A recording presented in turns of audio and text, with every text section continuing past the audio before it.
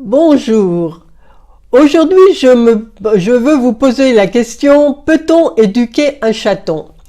Voilà, les chats ont mis bas il y a déjà un mois. Bientôt, dans un mois, les chatons vont être adoptables. Et évidemment, beaucoup d'entre vous ont envie de prendre un chaton, ce qui est tout à fait louable et c'est une bonne idée. Donc voilà, comment choisir son chaton? Son chaton, à l'heure actuelle, on a beaucoup de diffusion sur Internet, les sites, les éleveurs même diffusent sur Internet les nouvelles portées, montrent les chatons, les géniteurs et tout. Donc on peut aussi choisir en fonction de la race, en fonction voilà à distance, mais on ne peut pas choisir définitivement un chaton à distance, sauf en cas de vraiment de détresse et qu'un chaton vraiment a besoin d'être aidé. Donc dans ce cas-là, bon, c'est tout à fait louable et on fait le choix de sauver ce chaton. Mais autrement, si vous le choisissez à distance dans un premier temps, il faut aller le voir. Déjà parce que comment choisit-on un chaton? On le choisit en fonction de son énergie et c'est lui qui va vous choisir en même temps que vous. Alors bien sûr, il y a des aspects physiques qui vont vous plaire ou moins. Donc déjà en fonction de ces critères, vous irez vers plus ou moins un chaton qu'un autre. Vous avez le droit de préférer une femelle ou un mâle aussi, ça c'est votre droit évidemment. Et par contre, on choisit un animal et un chaton en particulier en fonction de son énergie. Il faut que son énergie corresponde à votre énergie à vous. C'est-à-dire si vous êtes une personne active, qui aime bouger, enfin voilà, suivant votre énergie, vous connaissez votre énergie en principe, votre chaton doit vous correspondre. Si vous êtes une personne au contraire, vous êtes restez beaucoup à la maison, vous regardez la télé, vous êtes plus, on va dire, sédentaire, enfin entre guillemets, bien que évidemment on sort, mais vous allez prendre un chat qui est un chaton qui va correspondre plus à votre énergie à vous, donc plus tranquille, qui va aimer être sur vos genoux quand vous regardez la télé, qui va aimer voilà être en votre compagnie. Il y a des chats d'ailleurs qui n'aiment pas avoir la compagnie d'autres chats, qui sont très exclusifs et qui aiment être avec leur maîtresse ou leur maître, mais voilà, avoir une personne pour eux tout seuls.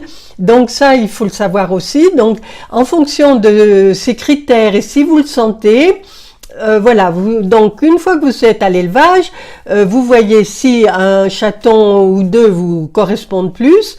Quand vous faites votre choix et vous voyez celui qui vient vers vous, vous restez, il faut que, parce que tous les chatons sont beaux, on a tous envie de les prendre, bon, ils sont tous adorables, mais il y en a un qui correspond le plus à vous en ce moment-là. Donc il faut y aller et il faut être là réceptif. C'est pas à vous de choisir. Il faut rester là réceptif et voir parce que nos animaux voient notre aura, sentent très bien notre énergie. Donc c'est à eux de faire le choix. Et donc, si le chaton vient vers vous et vous voyez qu'il insiste pour venir vers vous, vous allez pouvoir être à peu près sûr que c'est celui qui vous correspond le plus et qui va être le compagnon de votre vie parce que un chat, il faut rappeler, vit entre 18, 20 ans et même plus. Voilà, donc c'est pas, quand on s'engage pour plusieurs années avec un chaton. Donc, pour préparer, une fois que vous avez vu ça, vous êtes allé le voir et que vous avez à peu près, vous êtes sûr, disons, vous dites, bon ben c'est celui-là. Après, vous demandez à l'éleveur, parce qu'à l'heure actuelle, tous sont connectés, de vous envoyer régulièrement surtout si l'élevage est assez distant de votre domicile, de vous envoyer des photos, de vous tenir au courant par Internet. Ça, il n'y a aucun problème. Donc, en général, on les adopte à l'âge de au moins 2 mois, 2 mois et demi, 3 mois. Voilà, en principe, c'est l'âge auquel on peut commencer à l'adopter. Donc, entre-temps, vous allez donc préparer chez vous pour l'accueillir. Donc, il faut penser à un bac à litière. Le bac à litière, moi je vous le conseille fermé, c'est-à-dire couvert. Il y a souvent une porte battante que vous pouvez enlever au départ parce que ça peut impressionner le chaton. Voilà, parce que c'est mieux aussi bien pour vous, c'est plus hygiénique. Si vous avez un chien aussi, c'est mieux parce qu'il ira moins peut-être gratter et manger les crottes du chat. Déjà, c'est pas une très bonne idée. Et ensuite, pour votre chaton, ça va être plus confortable parce que il se sentira plus en sécurité et plus dans son intimité. Et pour faire ses besoins, en général, ils aiment bien leur intimité, ils aiment pas trop être dérangés. Donc le fait qu'elle soit couverte et qu'il n'y ait qu'une possibilité d'entrée, donc il contrôle l'entrée et il voit si tout se passe bien, voilà. Enfin, moi je vous conseille la litière fermée. Ensuite, le choix de la litière en elle-même, des gravillons, je vous conseille également les gravillons qui sont agglomérants. Pourquoi? Parce que normalement, vous allez, une fois que le chaton sera arrivé chez vous, vous allez le nettoyer. Vous allez devoir nettoyer la litière une fois par jour. Et cela veut dire que vous allez enlever les pipis et les selles. Les pipis, si la litière est agglomérante, ça va vous faire des petites boules.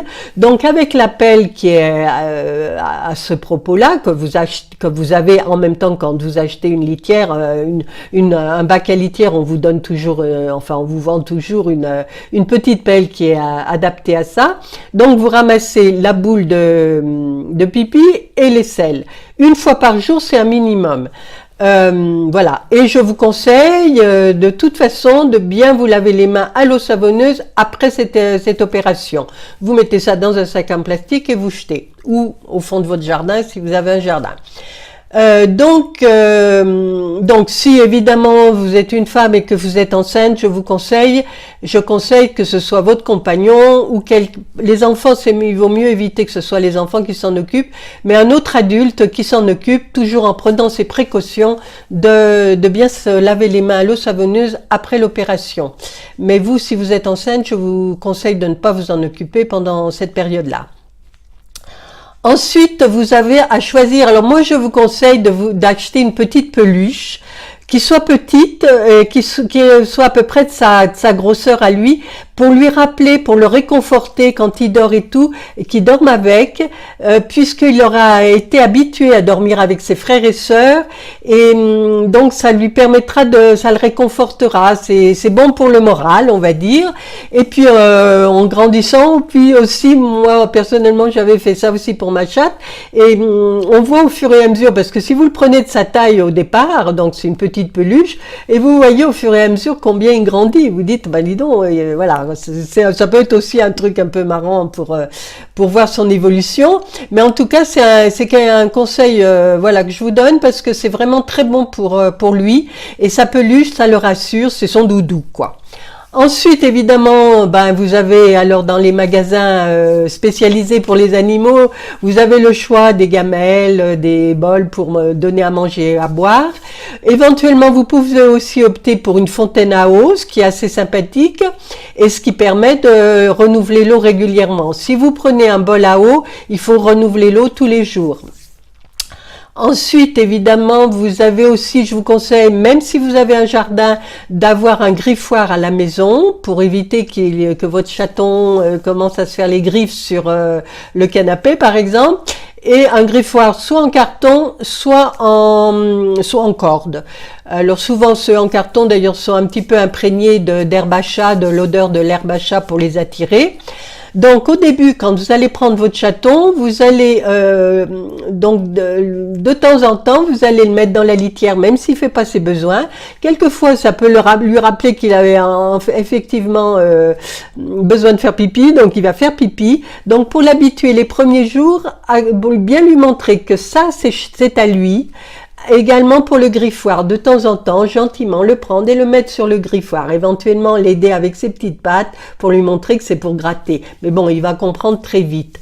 En tout cas, si vous habitez en appartement, même si c'est petit, moi personnellement, comme je venais au domicile de mes patients, de mes clients, j'ai souvent pu aider les personnes comme ça qui avaient des petits espaces à éloigner la litière, même sur des petits espaces, espace, on arrive à trouver un endroit pour mettre la litière d'un côté et l'espace où il va manger et boire de l'autre côté. Donc souvent, manger et boire, c'est dans la cuisine, dans un coin, qui soit un peu tranquille, mais pas à côté de la poubelle. Enfin bon, et trouver quand même un endroit un peu sympa.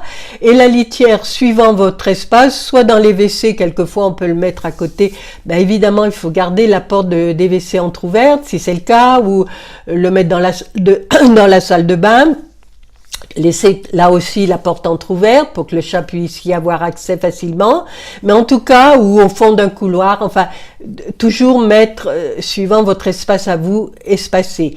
Même si vous avez un jardin, je vous conseille de garder une litière à la maison, parce que bon, je vous conseille, voilà, c'est toujours bien de lui montrer qu'il peut aussi faire à la maison, qu'il est chez lui, vous êtes prêt à recevoir votre chaton, vous avez tout ce qu'il faut.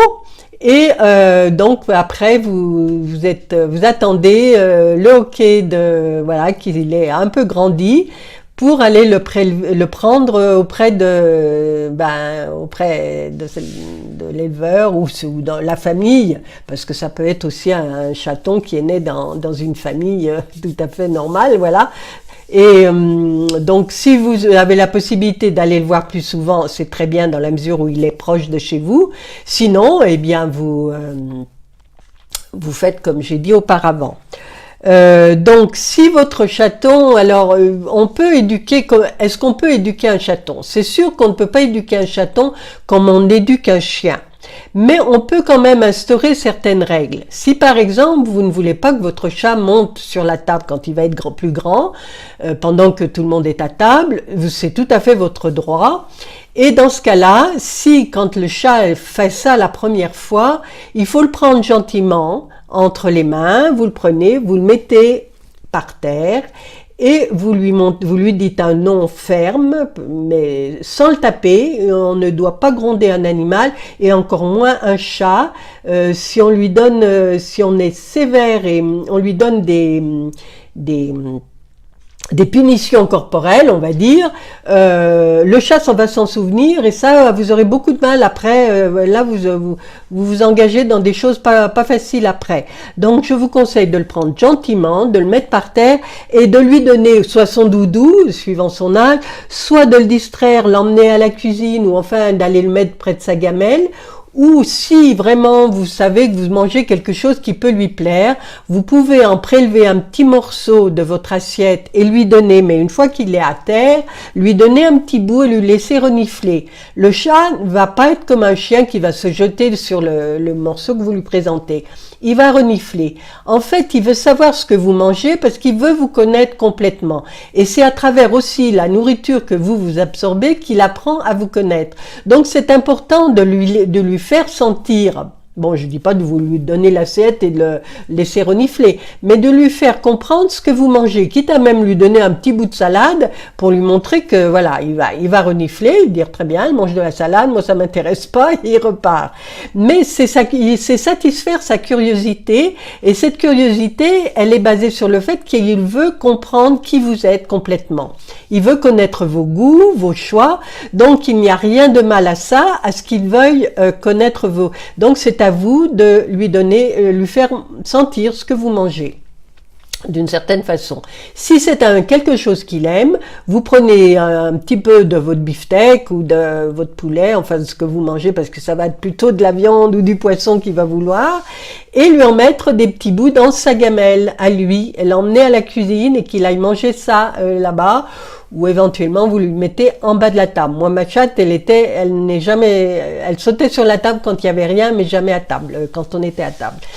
Donc elle demandait, mais elle restait à terre. Donc de ne pas le gronder et de distraire. Chaque fois qu'il y a une petite bêtise, vous estimez que c'est une bêtise, vous prenez votre chat gentiment, et surtout quand il est chaton, et vous le distrayez, soit en lui donnant un jouet, en le faisant jouer un petit moment, soit voilà, en le prenant dans les bras et en vous promenant un petit peu, en marchant avec lui, voilà. Et pour les jouets, évidemment, vous pouvez aussi, alors vous avez dans les magasins profusion de choix de jouets, mais finalement, au final, une ficelle auquel au bout vous aurez accroché un bouchon, ça sera tout aussi amusant pour votre chaton.